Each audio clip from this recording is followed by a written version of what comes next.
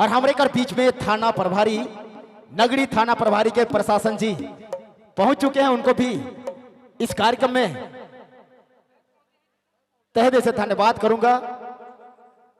अच्छा चलिए, तो चलो हमारे कर बीच में एक ऐसा कलाकार जे जोड़े वाला है जे कि झारखंड में, उड़ीसा, बंगाल, छत्तीसगढ़ में धूम मचा रखी। वैसे नाम वैसे आवाज, जिनकी हर पसंद वाली गीतों को आप सुनना पसंद करते हैं, झूमना पसंद करते हैं। वैसे नाम वैसे आवाज, झारखंड के चाहती कलाकार मिस सोनी कुमारी जी। आप चले यार, इस कार्यक्रम को फिर से आगे बढ़ाएंगे। कहते हैं दोस्तों, हई रे तोर गुलाबी साड़ी बड़ी धाकर दिसेला, मोके पगला दीवाना करेला। हई रे तोर गुलाबी साड़ी बड़ी धाकर दिसेला, मोके पगला दीवाना करेला।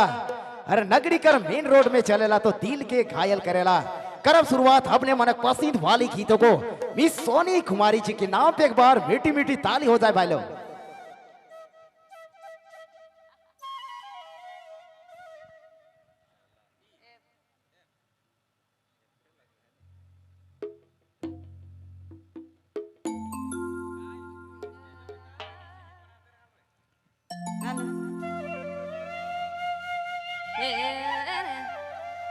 जतई भी आवल माए बाप सब के हमर बटले जब में जमा जो है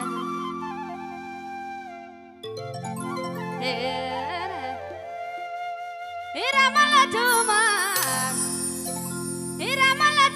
न संगे सीता सुंदरी